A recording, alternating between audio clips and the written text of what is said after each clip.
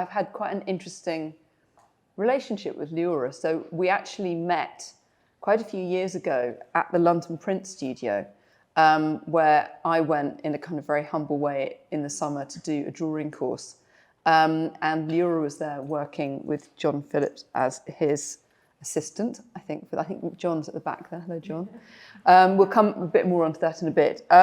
So oddly enough, Liorah was actually my teacher, despite our 20-year age gap, and definitely deserves the role of teacher in this relationship as far as anything art-related is concerned.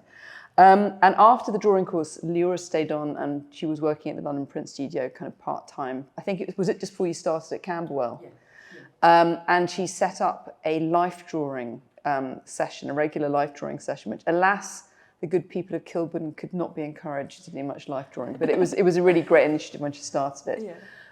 So I wanted to start off actually by talking about life drawing, because we're here, I'm sure most people here know a bit about the work that we're looking at. And I think life drawing is a kind of unexpected route to come into this, but it's been very important for you from a very early point, I think. So I'd really like to start off by talking about life drawing and the impact that it had on you and why it was so important.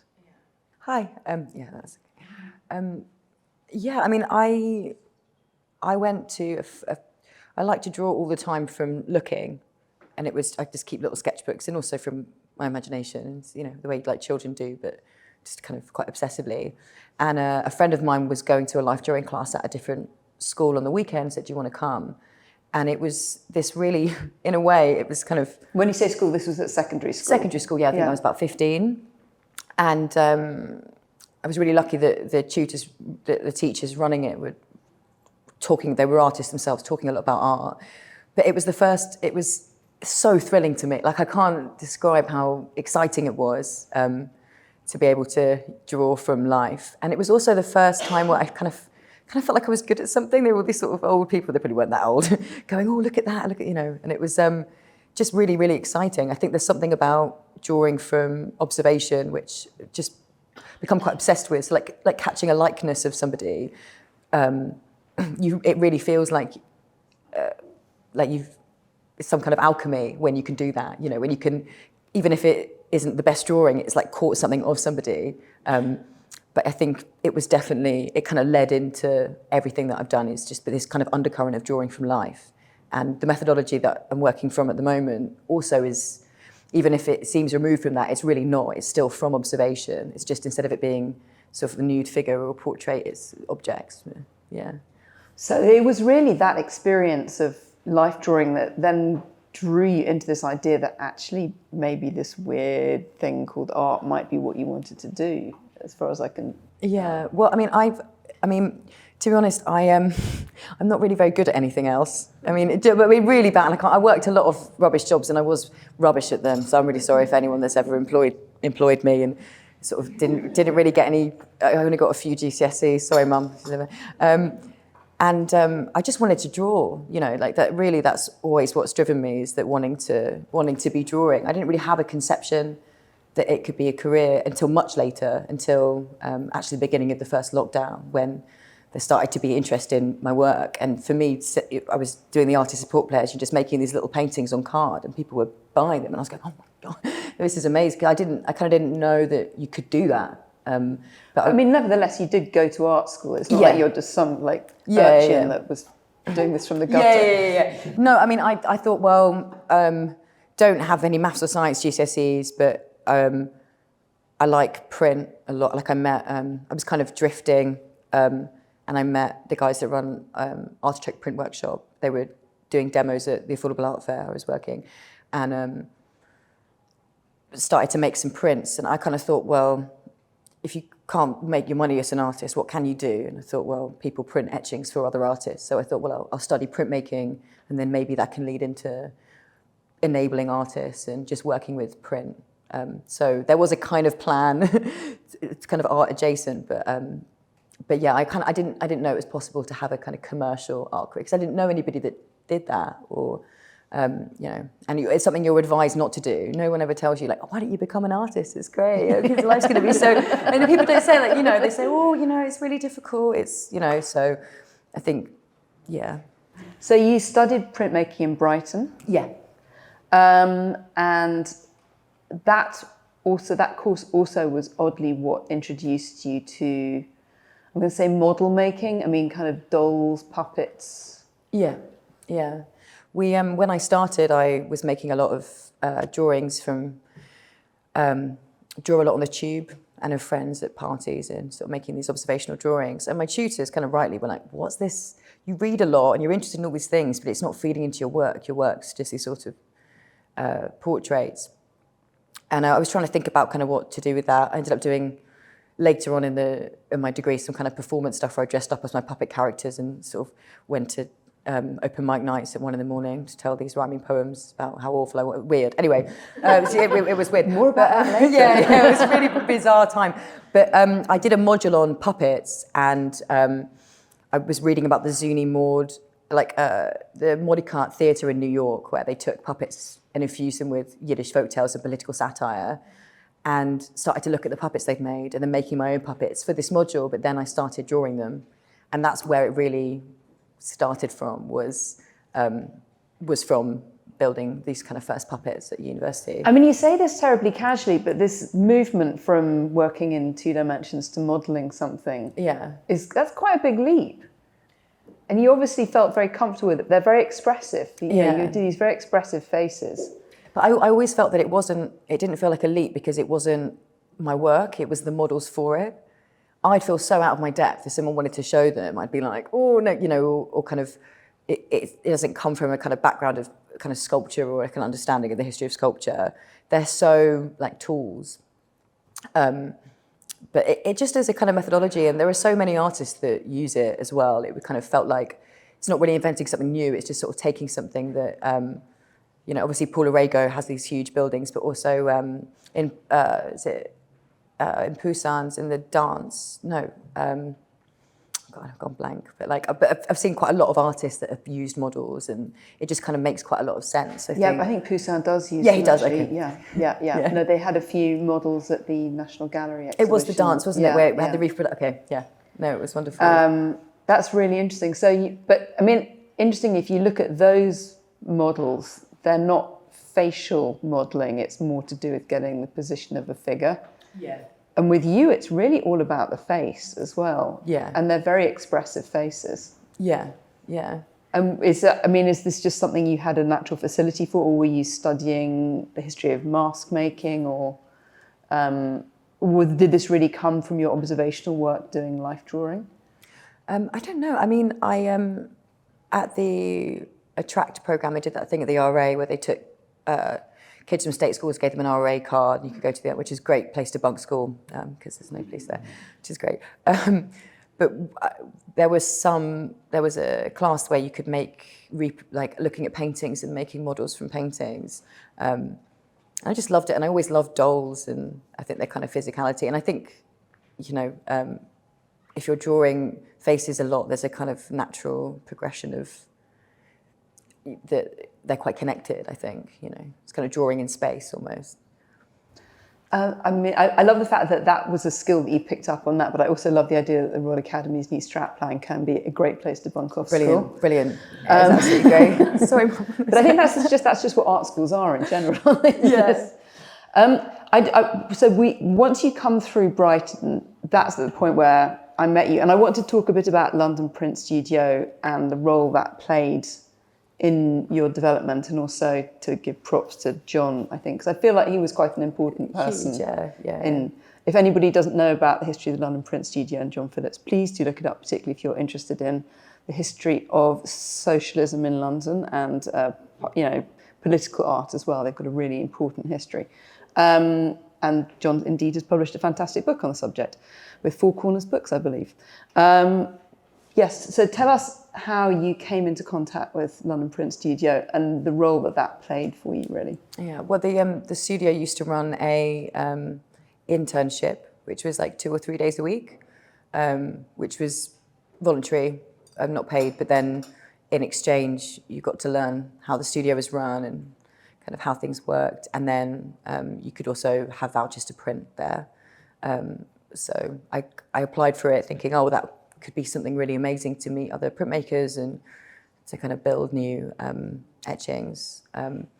So yeah, I did that, and it was 6 months long, I think. But like, I kept my relationship with the studio quite a lot. I think I was around there quite a lot afterwards. But it sounds like because what we really get through the way you've talked about your kind of early years and your early interest in art is that you seem to be coming in very kind of wide-eyed without much of a kind of set of background references about how you might engage in a career in the art world or start working in the art world in some way. Yeah. And it feels that this particular encounter also gave you some sense of how you might manage to forge a path of what it looked like to be an artist or to be around other people that were in related careers as well, which I feel was quite formative in a way. Yeah, definitely. I mean, I think something that one of the huge things that John taught me that's been invaluable is that you can, I think at the time, because I didn't view my work or my career in a kind of expansive way. I thought, I could make some etchings and maybe they can go in a browser and they can sell for sort of 50, and it kind of encouraged me to think not as a printmaker, but as an artist working in print, that you can have an expansive view of what you want to make and the vision that you have. And I think that's a really important thing, is that nothing's too small, but nothing's too big either, and to kind of imagine it in that way. And I think that was been many things, but that was the most formative for me, definitely. And I love this idea of envisaging a kind of an art career where you can go right from like the very small, the kind of mass production, the kind of affordable, right up to something that's really expansive. I think it's a really wonderful way of looking at making work, kind of particularly in a time now where there's such an emphasis on things being hugely commercial and more expensive, and all to do with artist investment and that kind of thing. And it's a more holistic way of looking at it. So we've talked a bit about how you started working with I don't know whether to call them dolls or puppets. Do you think of them as? I never know. The reason I'm hesitant to call them puppets is because often people go, this is Liorah, she makes puppets, and it's someone who builds puppets for a theatrical company or like proper puppets. And I go, no, they're not proper puppets. So that's why I call them dolls. I don't know if they're... But they're definitely, well, some of them have been posable and some of them resist posing a bit, but but they do get put into costumes and perform. They perform, I guess. But there's also this intersection between this interest in dolls and the figure, and then also your interest in literature, and specifically Yiddish literature, about which I am entirely ignorant, and I'm really sorry about that. But I'd love you to talk to us a bit about that. How did you initially get interested in this? Yeah. What, the doll, also the literature? The literature, yeah. Oh, well, at my parents' house, there's quite a lot of books. And I started reading some Isaac Bashevis Singer, who's kind of really well known. And then from that, it just has always been a kind of ongoing thing of, there's this new translation, and kind of, I think the thing that I was always drawn to with a lot of Yiddish literature is the way that you have this balance of kind of gallows humor, but also incredible positivity, and the way that you can have both those things. Just really beautiful. I mean, Isaac Bashevis Singer is really inspirational to me. He was also vegetarian. He wrote about that a lot, which at the time was quite kind of controversial. But one of the things that led me into reading more Yiddish literature by women was I read an article about Isaac Bashevis Singer's lesser-known sister called Esther Kreitman, who ended up in London. So, I mean, it's amazing because it's like she's writing about London. But when she was on the way to an arranged marriage, and she told her mother, I also write. And she said, rip it up and pop it out the window. And, completely, her two brothers were so celebrated as writers, and the way that she wasn't. And her stories, and Blitz is like short stories set in London. It's just fantastic. And Deborah is a novel. And just realizing that, like, when Yiddish emerged as a literary language, a way of it becoming more like serious was there kind of quite an erasure of women writers from it. It's like a really big kind of part of what sort of happened, and there was so much there was so much great writing, and the way that even now there's things being translated or translated for the first time into into English. So yeah, like it's just I try to read quite broadly, but it's just a kind of area that I'd find really fascinating. So, I mean, do you just follow certain translators or people that you know that are very involved in the scene to find out about new translations coming out, or are you quite involved in the scene of people that are following this? Or no, I'm too shy to tell them how much. I mean, I was saying that I do have Twitter to just retweet translators and go, thank you so much, it's great. But generally, just kind of checking on to different blogs I follow and stuff like that. But yeah, and I think also as well, obviously, through literature you can connect to anyone and their experience, but there is something about, a Jewish woman who's writing, who's going through the same trials and tribulations and feelings that I am, but sort of 100 years ago in New York, say. I mean, there's something about where you feel this kind of kinship and connection, and I think I feel it with painters as well, but I think especially writers too. Yeah. So quite a lot of the titles are taken from, is it lines of poetry or is it short stories or a mixture? The title of this show, and actually my previous solo show, are lines from poetry by Yiddish women writers. So Two Eyes Wide Open at the Edge of Dawn is from a Celia Dropkin poem. And it's also the name of that work as well. But then, I mean, the titles are kind of, it differs from painting to painting. I think that a lot of the titles, they're less about what's happening in the exterior of the painting, but more the kind of inner life of the sitter. So like if you had a song stuck in your head or kind of something, that tends to be, so they're from a kind of really wide range of stuff. So this is You're Like a Paper Mountain Man, which is from a country song. Really great song. It's really, really good. And then some of them, so over here, this is not The Lover's Choice, but The Poet, which is from one of my favourite films, which is Portrait of a Lady on Fire, which is this beautiful French film, but where two of the characters are talking about Orpheus, and that he makes not the lover's choice, but the poet. So there's so some of them are from overheard conversations or things people have said, but also a lot from literature and references, and just kind of anchors them to the things that I was thinking about at that time, or just what the kind of character show might be kind of thinking. Or now we're all sitting here surrounded by the paintings, but also looking at you in your red waistcoat and your cowboy boots, which we see over there. So it's hard not to see a certain degree of kind of like certain parallels between you and some of the figures in the work. And although we're aware that the figure studies in the works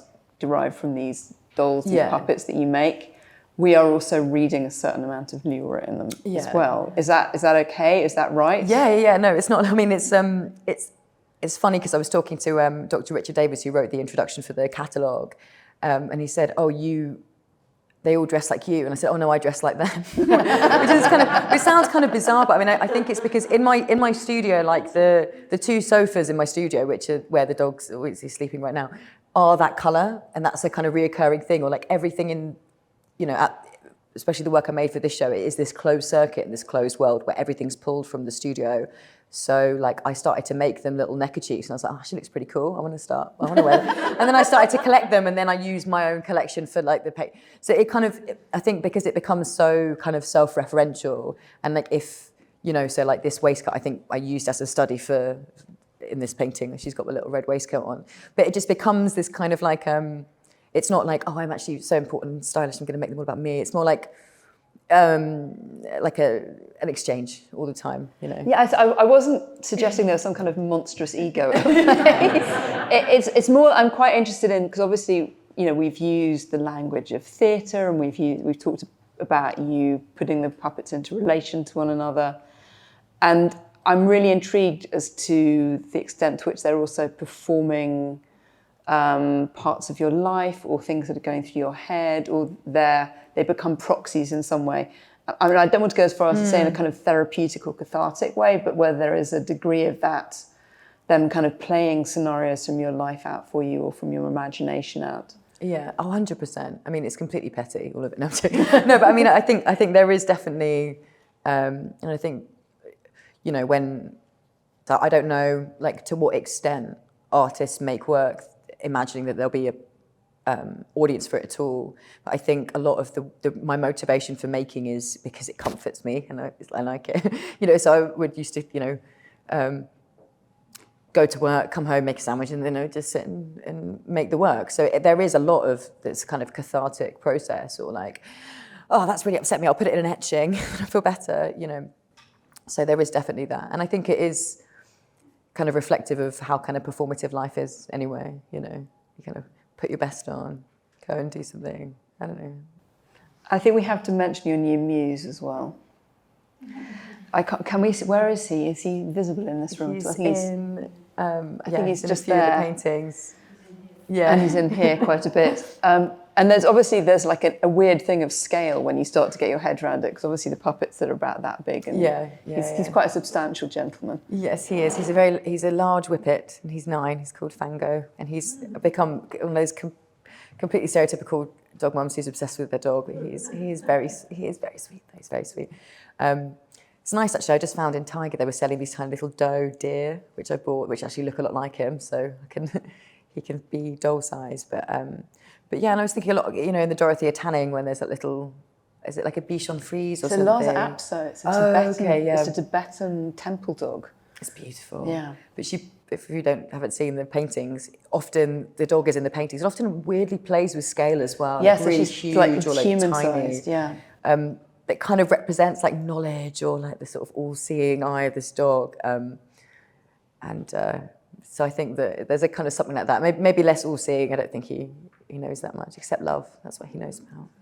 No, it's funny because seeing the show, the first thing I thought of is this amazing painting by Berta Morisot of her daughter Julie after her father died. So it's Julie Monet in mourning with her greyhound Laertes. And actually, Liorah hadn't seen it, but it's an absolutely extraordinary painting of a young woman with her dog, and the dog is providing comfort in a time of grief. So, I mean, there's an honourable tradition. Yeah. I think we can say. I want to just kind of shift for a second away from the painting, because I want to come into how you got to the painting. Because I knew you predominantly as a printmaker before. So I was really surprised walking in here and it's like, oh, it's an entire gallery full of really quite large paintings.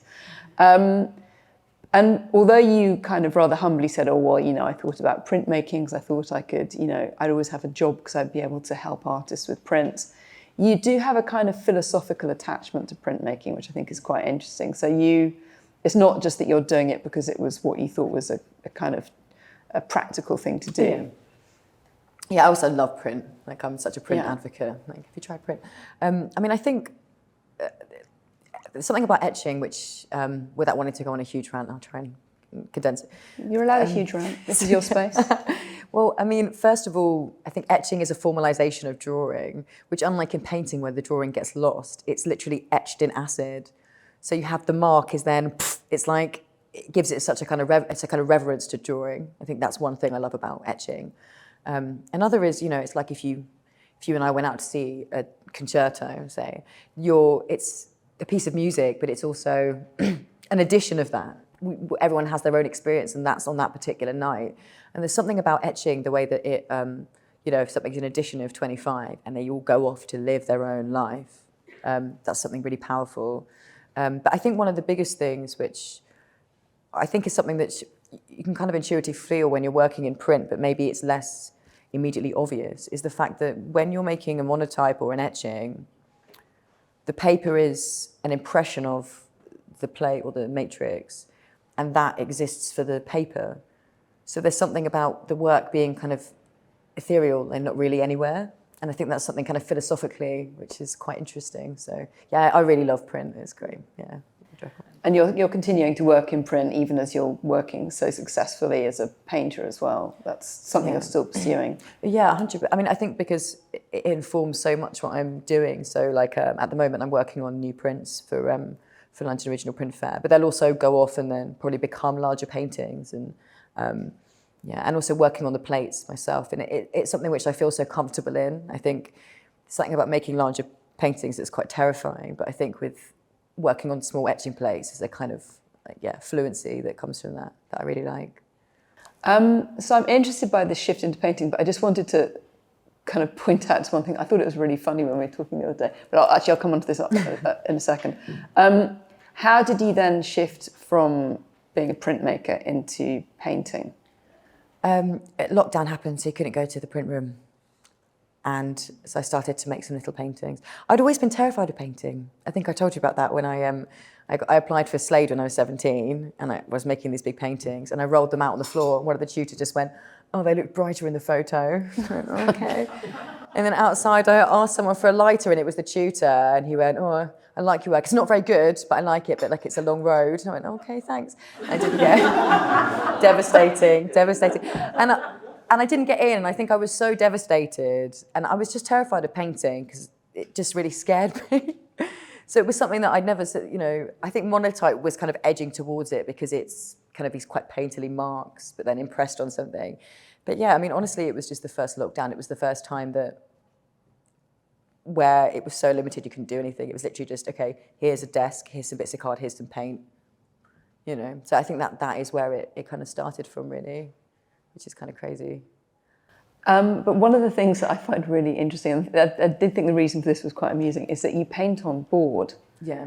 And I only noticed that. I didn't actually notice that when I was going around the show, but I noticed it when I was in your studio because they were stacked up facing the wall. Mm. And the reason is really funny. Yeah, there's the two reasons. There's the reason that when I say, it's because it's like a monotype surface, which it is. I fell for that one. Which is true. The real reason is I don't know how to stretch canvas. Okay, well, that's. But I think the fact that I think the fact that you're used to painting on a printing plate on something that doesn't yield, I think is really interesting because that's then created it's to an extent dictated the way that you're painting on a very hard surface. I mean, yeah, that is true. And also, I can't say I don't know how to stretch canvas. People have shown me. I'm just a slow learner. But no, I think it was that I think. Within your practice, it's kind of, in order for it to be a practice instead of just something in the universe, it has to have quite narrow constraints, and it's just kind of what you add to that. And I think that I felt more comfortable, working on hard surfaces that imitated plates and things like that, yeah. So once you started painting, when we're looking around this room, it's such a recognisable universe that you've created. There's a very hermetic feeling, it's quite claustrophobic. There's a sense of artificiality. It's all very indoors. There's a sense that you quite often highlight the artificiality of situations. So, quite often, obviously when you're painting the hands, you're painting the doll hands, but quite often you leave the joints of the arms very visible.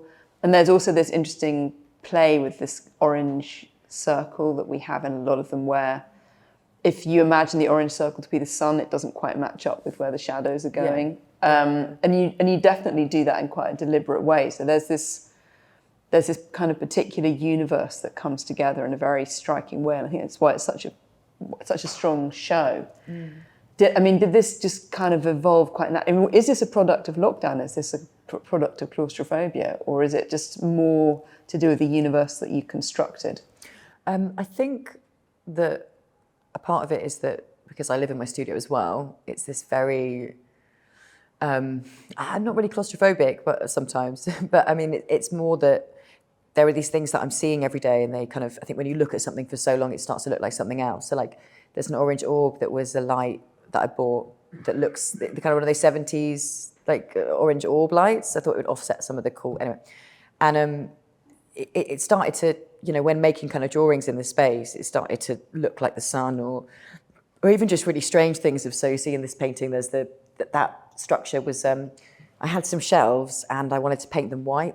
I can't paint furniture at all because I actually ruined it. I kind of broke these two ones. So I couldn't even fit a shelf in it. So it's completely binned it now, but it was this kind of odd, rectangular, kind of quite pointless piece of furniture, but it kind of interested me because it became like a frame or like a smaller space within a space. And I think that making work in a kind of in this kind of closed circuit, I like the way that there are rules that kind of emerge through making that work within the context of the world that it's in, but they don't work in reality. I'm kind of interested in that. It's like, that nude where she's lying on the side called... The Rokeby Venus. Yes. The Velasquez, yeah. And the way that I remember in live drawing when they would say, it's actually impossible to get someone to lie like that because it's not it's, you need 4 more vertebrae or something. But the kind of idea that within a painting, or like in a science fiction film, even if the premise is just ridiculous, like, when it's good, you buy it, you just buy anything. Yeah, sure, it was a wizard, whatever, it's fine. And I think that the kind of idea of doing that in painting was something I was really interested in. Yeah, because there's one work that's set in the outdoors, which is, I started earlier, which is just through in that room. But again, it's a very artificial outdoors. So it's like fake plants so that she's now outdoors, which is kind of sort of bizarre, but seems to make sense in, they're dolls, so that's what they wouldn't go, they're kind of like an odd set of rules that don't really apply to real life.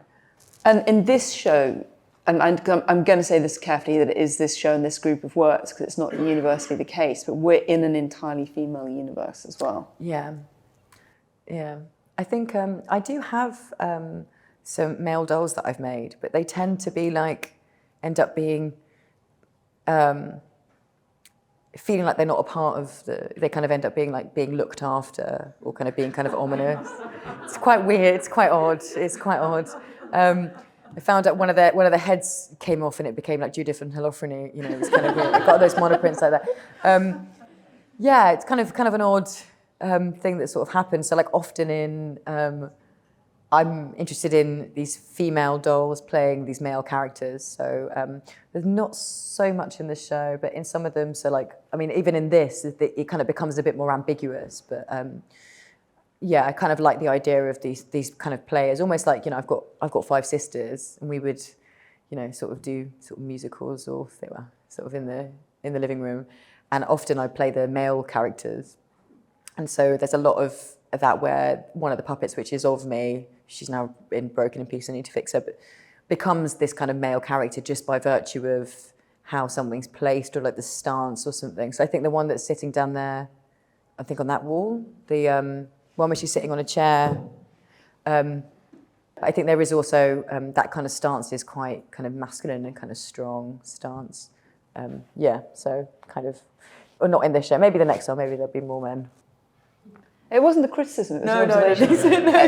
In case you didn't catch it, Liorah was saying that there's also kind of implicitly in that work a reference to the Sarah Lucas self-portrait with the fried eggs on the breast, with this kind of very combative. I'm not going to manspread up on stage, but you get the pic. You can use your imagination. Is there a particular reason why you're interested in creating this universe of female characters? Because I guess when I was talking about claustrophobia, there is definitely a sense of people sharing secrets with one another. There are intimate conversations.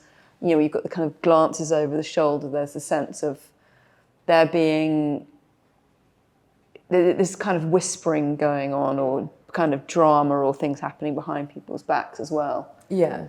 I mean, I think definitely for this show, and it's something that now as I'm moving forward, there's a lot of the kind of world of it expanding, which is something quite exciting. But I think definitely for this body of work and how I've been working the last few years, it's a closed rank where you're entering something where they're in the middle of kind of sharing a secret or plotting or making a kind of plan. I thought a lot about in Milan Kundera, I think it's the joke, no, I can't remember, talks about dancing in a ring and how it's a closed rank, and if you fall from it, you keep falling. And he was talking about his relationship with the Communist Party.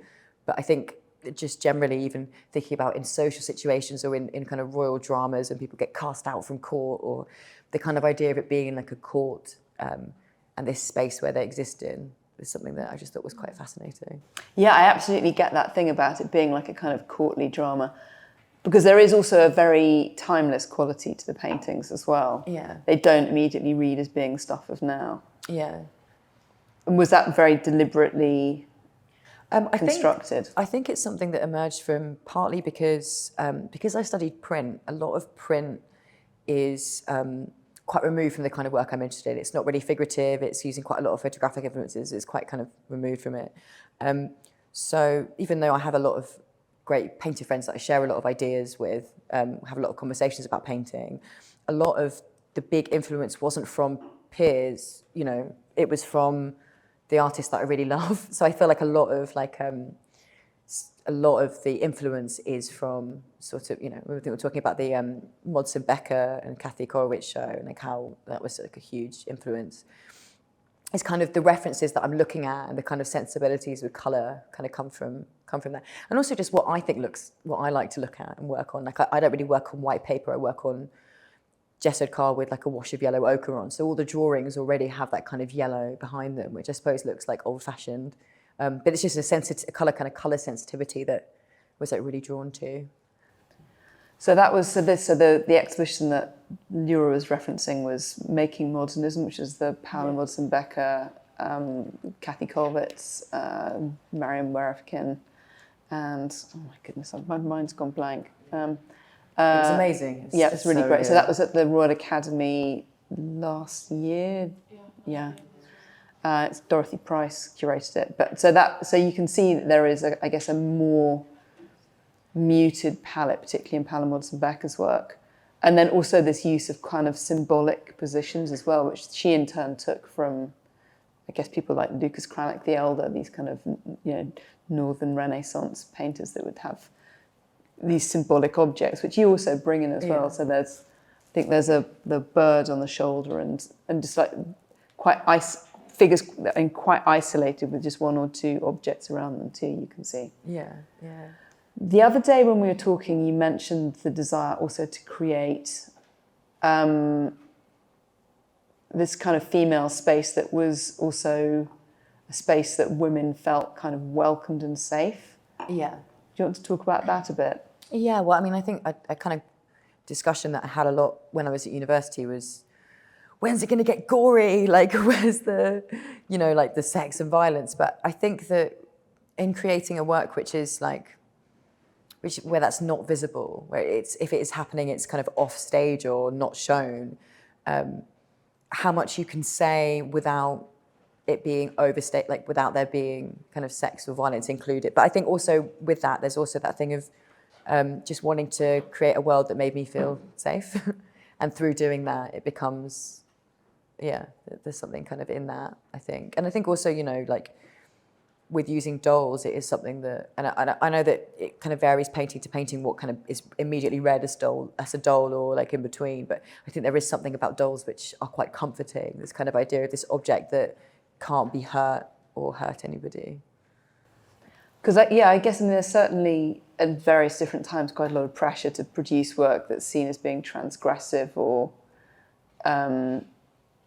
I think a lot of women have also felt the pressure to produce work that's not kind of, feminine or that is in some way, that's in some way shocking. So it's also quite a bold statement to kind of say, no, I want to create something that's quite, in a way, quite. I'm trying not to use words that have got negative associations, but quite often things that are connected to the feminine do, weirdly enough. Yeah.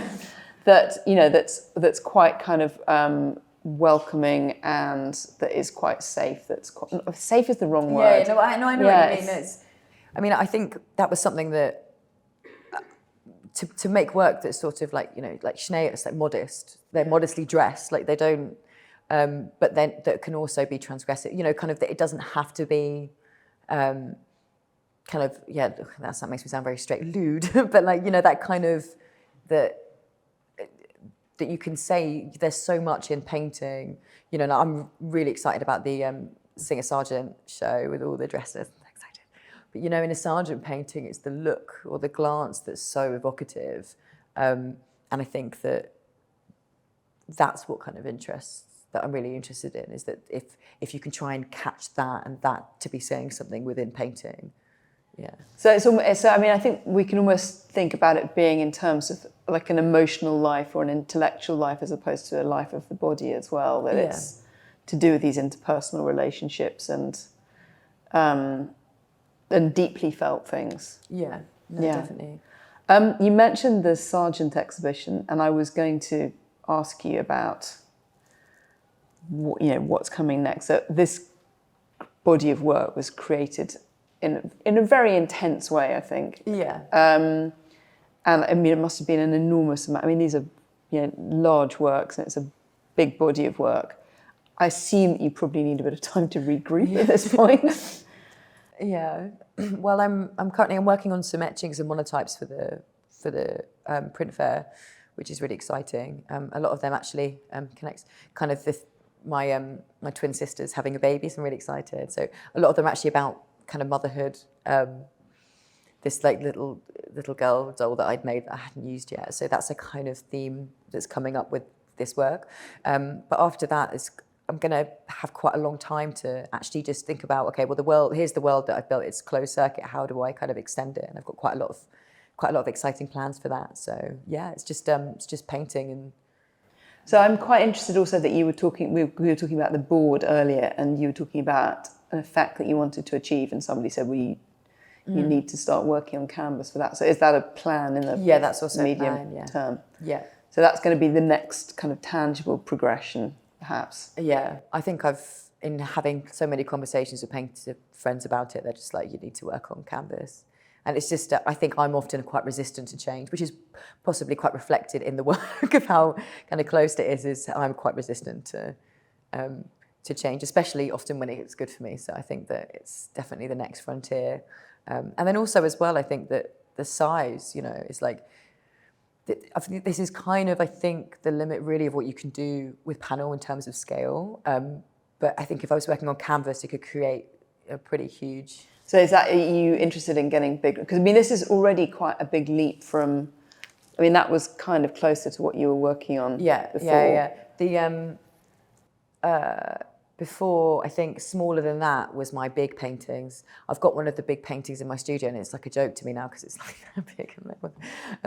But yeah, I'm not looking to just kind of get bigger and bigger and bigger. I think what was exciting about working on this scale was I realised that there's something compositionally that working larger offers you that smaller doesn't. And I think this is an okay size for me for now. But in the future, it's nice to, I went to see the, what show was it? That just finished at the Whitechapel Gallery. Nickel Eisenman. Yeah, and just the scale of some of them. At first I was kind of like nuts on it. Oh, what's the point of that? But it's actually, I think, what you can create with that scale. So, maybe not now, but just thinking in the future of, it's exciting. Yeah, building up complexity. I'm really pleased that you brought up composition because, and also when you were talking about the large scale work in your studio, because actually that is an earlier version of that composition over there, which is the title work of the show. Yeah. Two Eyes Wide Open at the Edge of Dawn.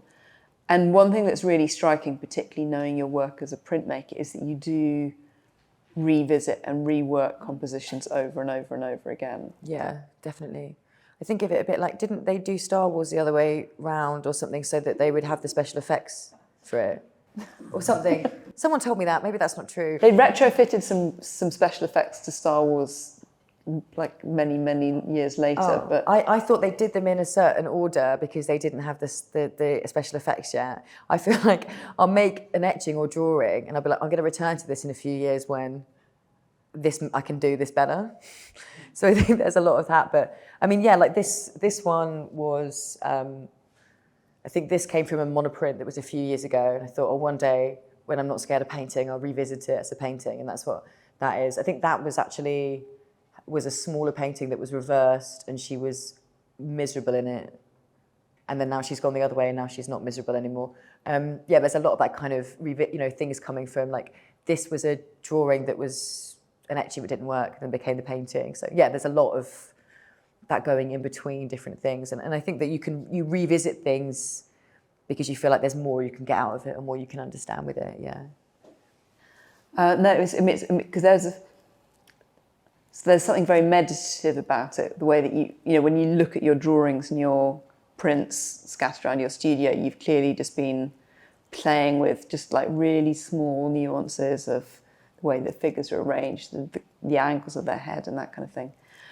Just before we finish, and we're going to have some time for questions, I'm sure lots of you have got questions for Liorah. You mentioned your excitement about the John Singer Sargent show, and I thought it was worth bringing up the things that you're thinking about next, just in case there's somebody in the audience that might have a brilliant idea for you. Yeah. Do you want to tell us about, you don't need to say the story if you don't want to. No, I won't tell you the story, but some of the things just some of the things that you're thinking about. Yeah, well, I was looking to kind of expand what's happening in the studio and in the work through a kind of story that it's a story. You'll see it in the future. But what I really wanted to do was to start drawing more from life, and it being that it's added in more. So yeah, looking for like to draw in theatres or to draw costume and. So you're particularly interested in drawing costume stores and costume shops and backstage and theatre. Yes. So we were talking the other day, and you've been looking at Sickert's work. Yeah. Just fascinating. Yeah. There's somebody else as well, was it? Rosamond, they're amazing paintings. It's from behind at the theatre, and the curtains are just shutting. And and I think also as well, there's a kind of, in the way that working from dolls, or the way that I've been working, is a kind of honesty about what a painting is. You know, like a Sargent painting, even though it is, you know, the sitter and it's so amazing, it is just some pigments moved around. Like it's kind of an alchemy in that. And I think there's something about working from dolls which is also that level. But similarly, I think making theatrical connections in painting and print and work on paper makes a lot of sense as well, because it is, you know, you're invited to look into a space which is, very much like theatre. So if anybody knows. if anybody has a connection at the Royal Opera House, Glyndebourne, the National Theatre, the Royal Shakespeare Company, or a costume supply shop that would like to have an artist in residence working at some point this year, please get in touch. Thank you so much, Liorah. That was really fascinating, learning a bit more. We've got, I think, 10, 15 minutes now for questions, if anybody has a question. In picking up these traditions, I mean, in a sense, is it resistant to contemporizing art making and painting, and you need to be sort of bright and colourful? I mean, because everything about them is equally sort of historical. But there probably is that kind of resistance there, I think. I think it's the paintings that I love. I think it is often that's what I spend so much time looking at, and that's maybe reflected in it. But yeah, I think it probably is a kind of resistance. And a kind of courage to put yourself in the lineage of great women artists as well. Where does that come from? The interest in my work has happened comparatively very quickly.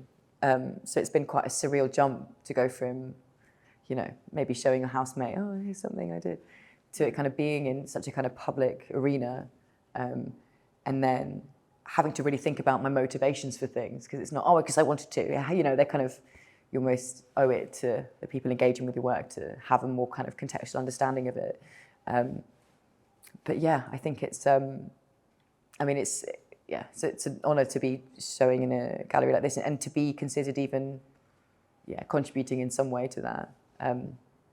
But you're not just looking at art historical. I mean, you love the Nicole Eisenman show at the Whitechapel the other day. Oh yeah, you it was responded wild. so strongly to it. Yeah. And in a way, Eisenman's also creating these massive tableaux, which have got a lot of art historical references. She's doing them in a really different way to you, but they're also really stagey and theatrical, and there's so much, and also dealing with kind of narrative as well, which is narrative in painting, which is, again, is something that's gone in and out of fashion, and it's, you know, maybe something that's bold to pick up as well, but it's certainly not that you're just looking to the kind of, you know, the German modernist painters. And there is a kind of ongoing, I mean, I've there's quite a few painters, contemporary painters, that have kind of ongoing dialogue, like Edmund, who's a great painter, who's here somewhere, having these conversations about painting all the time. And I think that it's the way something can be contemporary because it's happening now, but kind of pulling all these references. And I think a big thing for me as a painter, which I feel like I'm really resistant to, is what I describe as cynical figurative painting. I don't know if anyone knows what I'm talking about. It's like when the painter hates painting. Well, that's what it feels like. It's like they really hate it, and they're sort of taking the piss out of it, like, oh, I hate painting. And that always makes me really sad, because I think that you can have a lot of humour in great painting, and that's a wonderful thing. But I think to hate painting or to be kind of poo-poo it, I find that really deeply upsetting. I think something could be funny, but it also needs to be earnest, and that's something really important. So I think there is that kind of pushback in my work about what I call as kind of these cynical, bright paintings that, that's...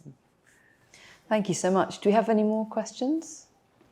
I really loved the idea of this as a court, that idea. And obviously, you know, you're talking about Sargent, who wasn't a court painter, but was a society painter, and sort of think, you know, when you said court, I was thinking of people like Van Dyck and the kind of court painters. Obviously, the big difference being more women or women protagonists anyway. And I don't know if you would have an answer to this, but I'd be interested to know, because we feel like we're kind of walking in on secret moments. Are you a courtier? Are you a court painter? Are you the queen? Like, who are you in the court? Oh wow, I've never thought about it. Like, it's odd, I think, to think of your, you know, I mean, that's something that when I was painting these, because a lot of my work there's multiple figures, and I think there's some of these that are like that, because a lot of these were one, and I thought, oh, they're one figure, and I went, no, it's two, because it's me painting it, me looking, and it being that kind of conversation. I mean, I think it's difficult because, and I think I've used this analogy before in other talks that I've done, of people, of an artist being thought of like a grand, like God building a world. Yeah. But then to counter that, I'd say that often as an artist, you're not the grand person playing, say, like with a train set. You're really tiny in the coal room, just shoveling coal, and you've got like sweat pouring down your face, and the train is moving. Yeah. All you're doing is getting up, having coffee, and powering it. Yeah. But then there's something in that which takes away, goes, oh, I just load the coal room, I've nothing to do with it. But I think in making the kind of work that there is a thing that is kind of comforting me. It's probably like I'm the kid having a tea party, but they're my very important guests. Yeah. But you know that I've got all these friends and that they're this, you know. So I think probably that it's my court. Yeah. So, welcome. I don't know, but I think that's a great thing. I know it sounds really silly, like it sounds really redundant to say, but like the way that in painting you can do whatever you want. I think there's a kind of thing of like forgetting, like I forget that. I'm like, oh, I can do what I want, and it, you know, in life when you actually have so little freedom, you can really do whatever you want in a picture. But I think those two questions were so interesting next to one another, because it then starts to bring in, it starts to kind of answer that question of having these works which have got these deep historical references and feel very out of time in a certain way, because they're also supplying something that we never get to see. And you think about the work of female court artists like Sophonisba Anguissola or Elizabeth Louise Vigée-Lebrun, who are, you know, fabulous artists, but they don't have that kind of irreverent access. Yeah. You know, they still have to be very kind of measured in the work that they're doing. And so you're providing a kind of fictionalized historical gaze to satisfy something that we've never been allowed to see. Mm. Yeah, I like that. That's great. Yeah. Yeah. I was just going back to this idea of playing God and completing the creation. Do you think by liberating these puppets, these dolls from the puppeteer, you sort of completing the creation, you make them whole again? Because they appear quite dislocated, but at the same time independent and in charge of themselves. Do you feel you bring them back whole again? Yeah. As a tikkun olam, kind of. Yeah, I think so. I mean, I think there's something of it being like they're kind of given life, but it's not real. But then that is painting. I mean, like, you know, like there's paintings at the Tate that I could look at forever because they're so full of life to me. But if you could look on the side and you realise they're just flat, I think there's something of it being like a trick. But yeah, I don't know. I don't really know how to answer. That's really interesting. I don't know. But yeah, no, I don't know. I don't know. No, I'll have to think about it. Thank you. So, thank you. That was also an amazing set of questions. Quite often you get people giving you their PhD thesis and not asking the question. Those were really good. Liorah, that was really fascinating. It's been so interesting hearing more about your work and putting some context into this fantastic body of paintings. Congratulations and thank you so much. Thank you so much, Hettie. Thank you.